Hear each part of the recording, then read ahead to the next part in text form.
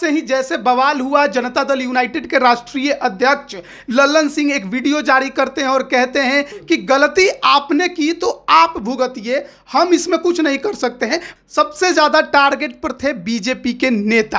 अगर गाड़ी में झंडा लगा है बीजेपी का, कोई नेता बैठा हो या नहीं बैठा हो, हमला हो जा रहा था। यानी विरोध केवल और केवल किसका हो रहा था? बीजेपी का। और विधानसभा में विधानसभा अध्यक्ष को मुख्यमंत्री क्या नहीं बोलते, क्या नहीं सुनाते, पूरी दुनिया ने देखा। याद कीजिए सम्राट अशोक के नाम को लेकर उन्होंने बीजेपी पर कितना तंज कसा था। राजद और जदयू की मिली भगत तो उस समय से दिखाई दे रही है जब से इफ्तार पार्टी हुई है। ये अग्निपथ योजना के बहाने किस प्रकार से बीजेपी बिहार में अकेली पड़ गई। 2024 में बीजेपी से डील करना पड़ेगा और बीजेपी से डील करने के लिए बीजेपी को कमजोर करना पड़ेगा और वही बिहार में हो रहा है। तमाम राजनीतिक पार्टियां जानती हैं कि मोदी के नाम पर वोट गिरता है तो मोदी के नाम को खराब करना जरूरी है और यही अभी हुआ है। अग्निपथ योजना की वजह से युवाओं में नाराजगी है तो उसे बढ़ाया गया है, पुलिसिया ढील देकर इसे और ज्यादा बढ़ाया गया है। जेडीयू भी जानती है कि आरजेडी के साथ गए तो मुख्यमंत्री का पद गया, क्योंकि तेजस्वी मुख्यमंत्री के नीचे मानने वाले नहीं हैं और उन्होंने कहा था कि ये बवाल बड़ा होगा और देखिएगा बिहार में सरकार हिलेगी और वो हिलना शुरू हो गया है। नमस्कार, आप देख रहे हैं लाइव बिहार, मैं हूं आपके साथ नीतीश सिंह। देखिए, बिहार में अग्निपथ स्कीम को लेकर लगातार बवाल मचा है। आपको पता है बीजेपी और जदयू आमने सामने हो गए हैं और लगातार तंज किए जा रहे हैं। यह कोई पहला मौका नहीं है, इससे पहले भी आपने कई दफा देखा होगा कि बिहार में एनडीए की सरकार तो है लेकिन जदयू और बीजेपी के तमाम जो बड़े नेता हैं एक साथ जो है एक अलग ही मंच पर बोलते नजर आते हैं और उनकी बातें जो हैं वो अलग नजर आती है। जिस तरीके से ललन सिंह और संजय जायसवाल के बीच जंग छिड़ी है, क्या लगता है कि बिहार में सरकार गिर जाएगी, क्या चुनाव होगा और क्या बीजेपी और जदयू में चल रहा है? हमारे साथ बात करने के लिए राजमोहन तिवारी हैं। हम बात करेंगे क्या लग रहा है ये बीजेपी और जदयू में जो चल रहा है ये अग्निपथ स्कीम से भी बड़ा बवाल है। जी देखिए, अग्निपथ स्कीम जो है वो केंद्र सरकार लेकर आई है, यानी कि केंद्र की मोदी सरकार।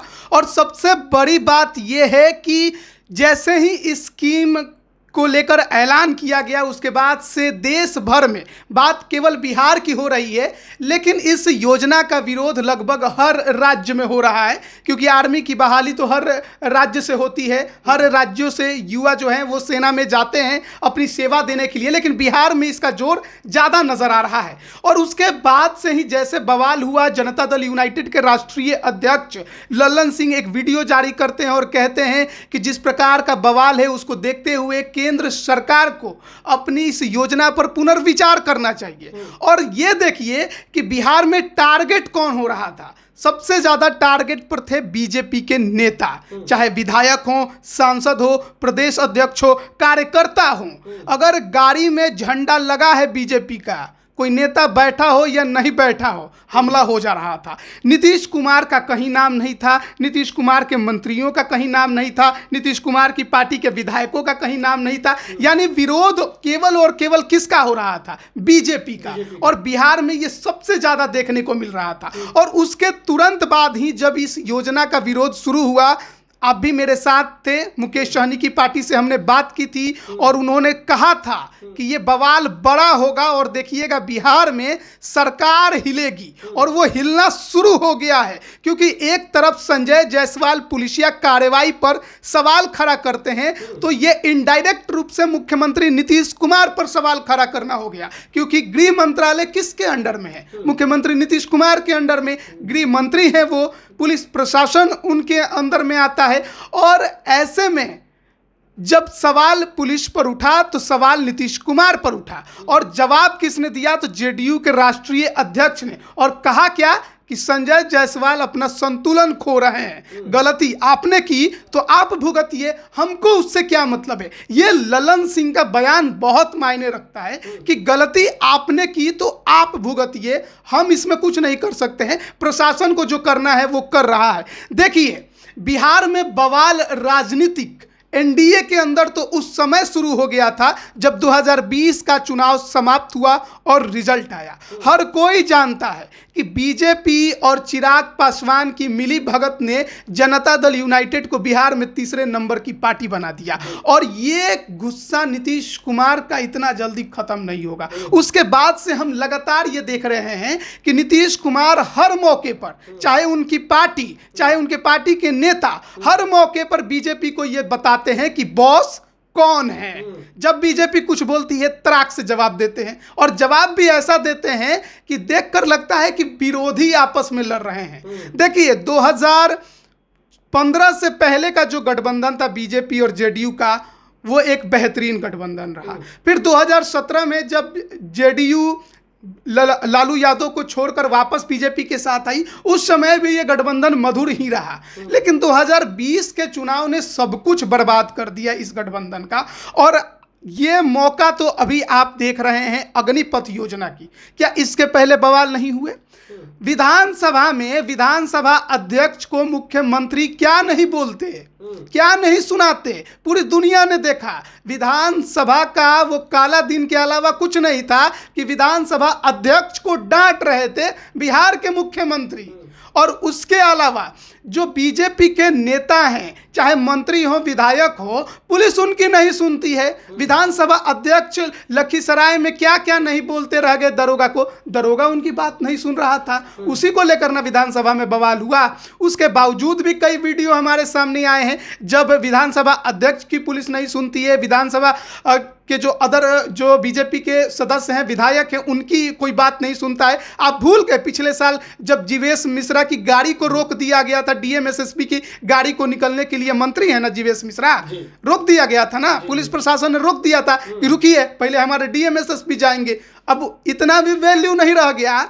उसके बाद विधायक लोग पुलिस को फोन करते रहता है, पुलिस फोन नहीं उठाता है। तो सोचिए कि किस निचले स्तर पर बीजेपी नेताओं को आज के समय में देखना पड़ रहा है, जबकि सरकार में शामिल है। और सोचिए कि इसके बावजूद वो सरकार में बने हुए हैं, और सरकार बची है बीजेपी के ही वजह से, क्योंकि सबसे ज्यादा विधायक उनके हैं। लेकिन इसके बावजूद देखिए सत्ता की कुर्सी की सत्ता ना छूट जाए, बेइज्जती झेल झेल कर किसी तरह से सटे हुए हैं। अब कितना दिन और सटे रहेंगे इसी भी नजर। आज का दिन तो बहुत महत्वपूर्ण है। उपेंद्र कुशवाहा ने प्रदेश अध्यक्ष बीजेपी संजय जायसवाल को कहा कि हम इनको सीरियस नहीं लेते हैं, लेकिन आज बीजेपी सीरियस है। आज उन्होंने बड़ी बैठक की है, वर्चुअल बैठक में, और कह दिया है कि बीजेपी के खिलाफ यदि कोई बोलते हैं तो हम डिसीजन लेने को तैयार हैं। तो क्या लग रहा है, क्या कुछ बड़ा होगा? देखिए बीजेपी के खिलाफ आज से नहीं बोल रहे हैं उपेंद्र कुशवाहा। उपेंद्र कुशवाहा तो बहुत समय से बोल रहे हैं। याद कीजिए सम्राट अशोक के नाम को लेकर उन्होंने बीजेपी पर कितना तंज कसा था। उस समय संजय जायसवाल ये बोल रहे थे कि हम उपेंद्र कुशवाहा का नोटिस नहीं लेते हैं, वो छोटे मोटे नेता हैं। और आज उपेंद्र कुशवाहा संजय जायसवाल को बोल रहे हैं। तो ये तनातनी तो हमेशा चलती रही है ना, कोई पहली बार ये थोड़ी हो रहा है। लेकिन डिसीजन ले लेंगे अगर बोल रही है बीजेपी पार्टी, तो डिसीजन क्या लेगी? दूसरे पार्टी के सदस्य को तो आप अपने पार्टी से नहीं ना निकालिएगा, वो तो उसी का पार्टी निकालेगा। उसका पार्टी का विधायक है तो आप एक्शन नहीं ना ले लीजिएगा, वो तो वही उसी का पार्टी लेगा। लेकिन क्या करिएगा आप बस एक काम कर सकते हैं कि सरकार गिरा सकते हैं, जो आप करिएगा नहीं। क्यों नहीं करिएगा? क्योंकि फिर आप सरकार कैसे बनाइएगा? आपके साथ कौन सी दूसरी पार्टी है? कौन दूसरी पार्टी है? राजद की राजनीति खत्म करनी है कि वो बीजेपी के साथ जाएगी। बीजेपी राजद जदयू के साथ, देखिए राजद और जदयू की मिली भगत तो उस समय से दिखाई दे रही है जब से इफ्तार पार्टी हुई है।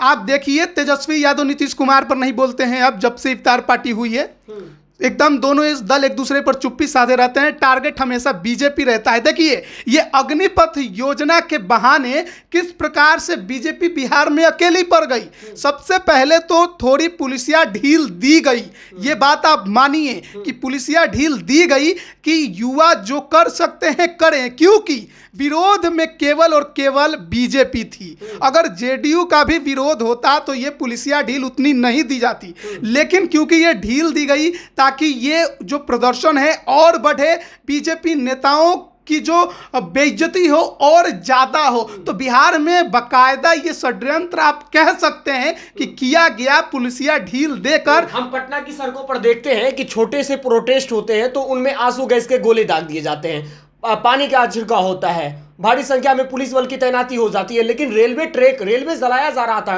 ट्रेनों को फूंक दिया जा रहा था, लेकिन एक भी आंसू गैस के गोले नहीं छोड़े गए। अरे आप याद कीजिए एनटीपीसी का प्रोटेस्ट, कितना दिन हुआ इस प्रोटेस्ट को।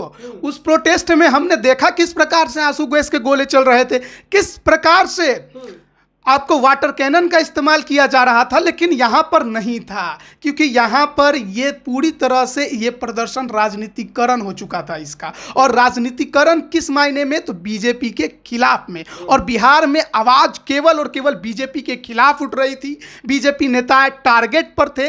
तो इसे छोड़ा गया, इसे ढीला गया कि करने दो, थोड़ा और बवाल हो, दुनिया में ये मैसेज आए कि देखिए युवा बीजेपी के खिलाफ है। बीजेपी को ये समझ में आई कि युवा मेरे खिलाफ हो गया, अब मैं ज्यादा अकेले दम पर चुनाव लड़ने में सक्षम नहीं हो पाऊंगा। देखिए बिहार में अब देखिए एक सीट पर उपचुनाव तो आगे भी होंगे ही, लेकिन सबसे बड़ा जो बिहार में राजनीति चल रहा है वो है 2024 का लोकसभा चुनाव।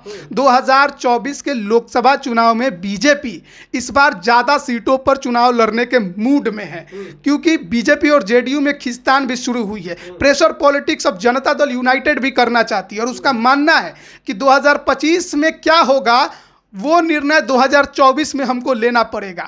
2024 में बीजेपी से डील करना पड़ेगा, और बीजेपी से डील करने के लिए बीजेपी को कमजोर करना पड़ेगा, और वही बिहार में हो रहा है। तमाम राजनीतिक पार्टियां जानती हैं कि मोदी के नाम पर वोट गिरता है तो मोदी के नाम को खराब करना जरूरी है, और यही अभी हुआ है। अग्निपथ योजना की वजह से युवाओं में नाराजगी है तो उसे बढ़ाया गया है, पुलिसिया ढील देकर इसे और ज्यादा बढ़ाया गया है। और जबकि हर घर में अब ये मुद्दा घुस चुका है तो अब देखिए इसे कंट्रोल करने की कोशिश की जा रही है, लेकिन कितना कंट्रोल होगा ये अपने आप में सवाल है। बीजेपी और जेडीयू की खींचतान आपको हो सकता है कि इस साल तक आपको शांत नजर आए, लेकिन 24 के पहले या 24 में इसको तो टूटना ही है। आखिरी सवाल है हमारा, चिराग पासवान मध्यावर्ती चुनाव की बात करते हैं, बीजेपी जदयू का रिलेशन कैसा है आपको पता है, सबको पता है, क्या लग रहा है कहीं ऐसे भी आसार बन सकते हैं क्या?